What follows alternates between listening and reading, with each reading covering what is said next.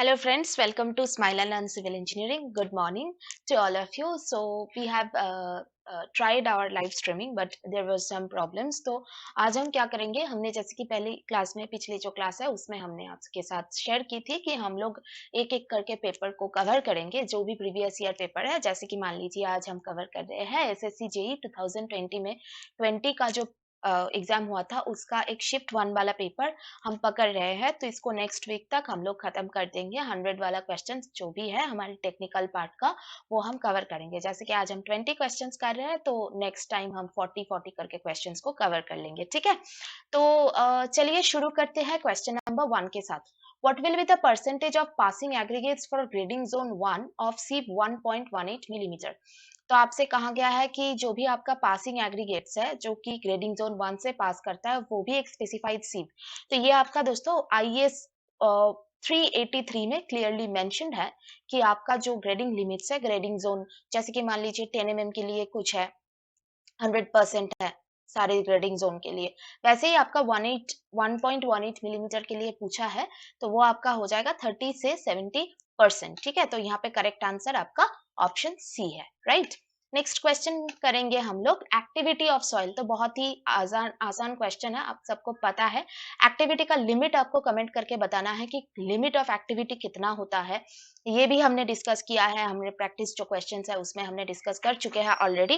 तो activity of soil क्या होता है दोस्तों, एक प्लास्टिसिटी इंडेक्स के साथ आपका जो है percentage by weight of clay fraction passing 75 micron sieve वो हो जाता है आपका एक्टिविटी। ऑप्शन डी हो जाएगा आपका करेक्ट आंसर। ठीक है, लिमिट आप कमेंट करके बताइए।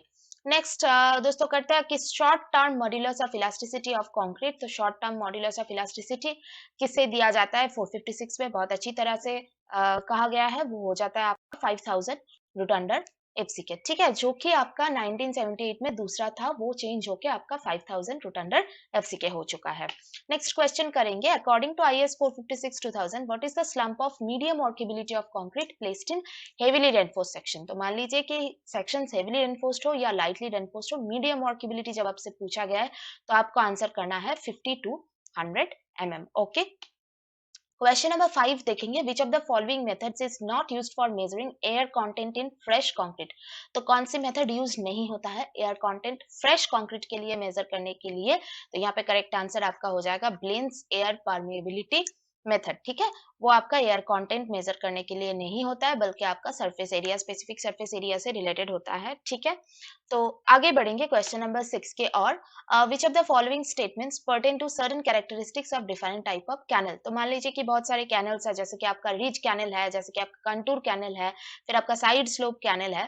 तो यहाँ पे कौन सी करेक्ट आपको बताना पड़ेगा उसका। ठीक है, द कॉन्टूर कैनल जो है ये कमांड एरिया बोथ साइड को इरिगेट कर सकता है। जो कि कॉन्टूर कैनल है वो both side of the command area को इरिगेट कर सकता है, ये तो सही नहीं है। ठीक है, it is possible to construct a contour canal with banks on one side only, ये सही है। Side slope canal is aligned रफली टू द ग्राउंड कंटूर्स, ये भी सही है। तो आपका करेक्ट आंसर ऑप्शन सी हो जाएगा। ठीक है, रीज कैनल जो है क्रॉस ड्रेनेज वर्क उसमें मिनिमम लगता है ना कि मैक्सिमम, है ना।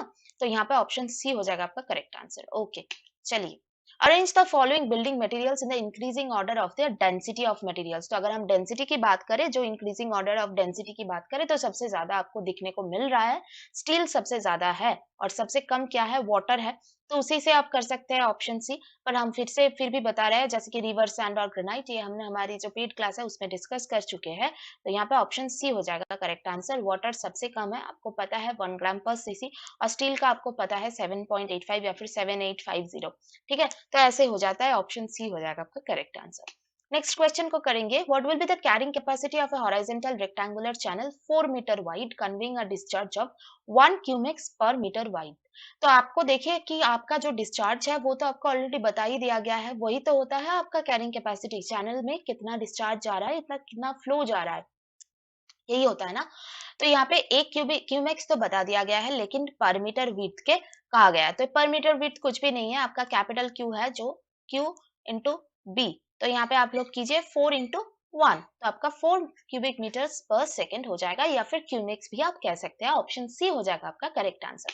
क्वेश्चन नंबर 9 को देखेंगे दोस्तों, test commonly adopted to determine the grade of bitumen. तो आपको अगर ग्रेड से पूछा जाए आपका बिटुमिन ग्रेड, जो कि हार्डनेस की टर्म्स पे आप ग्रेड तो आपका विस्कोसिटी के टर्म्स पे भी होता है, लेकिन अगर हार्डनेस के टर्म्स पे है तो वो आपका हो जाता है पेनिट्रेशन टेस्ट। ठीक है, आगे बढ़ते हैं क्वेश्चन नंबर 10 की ओर।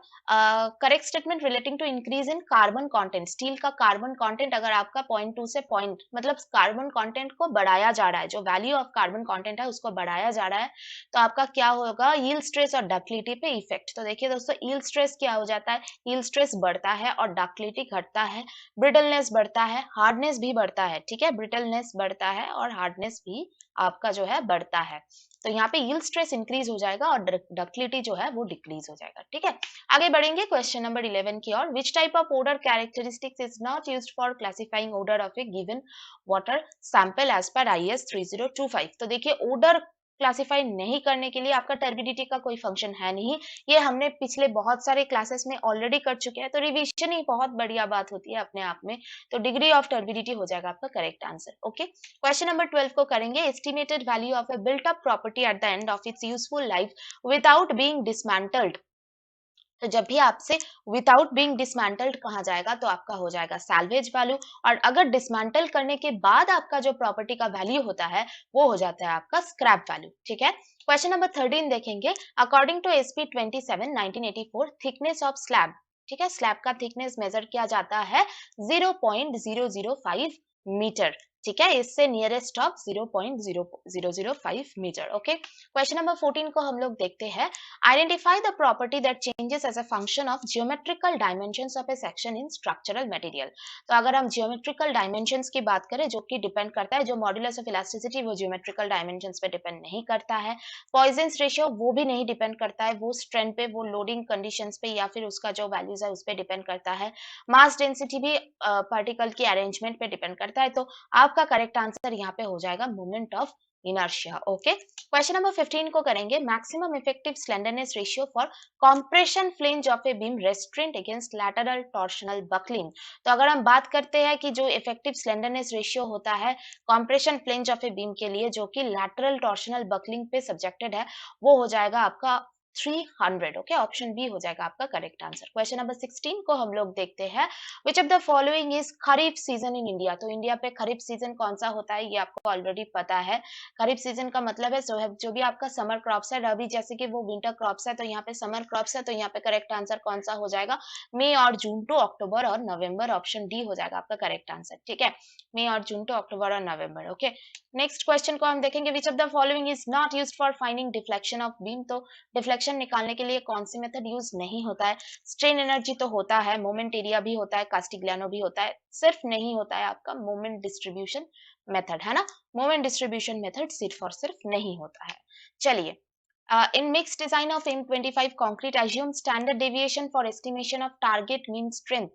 तो हमने पिछले ही क्लास में किया है कि M20 के लिए कितना होता है, जैसे कि आपको मालूम है 10-15 के लिए आपका हो जाता है 3.5, फिर आपका 15 से 20 के लिए आपका हो जाता है, सॉरी 20 और 25 के लिए आपका हो जाता है 4, फिर आपका जो है 30 से 55 के लिए आपका हो जाता है 5। ठीक है, तो यहाँ पे आपका क्या हो जाएगा 20 और 25 के लिए 4। ठीक है, ऑप्शन डी हो जाएगा आपका करेक्ट आंसर। नेक्स्ट क्वेश्चन को देखेंगे।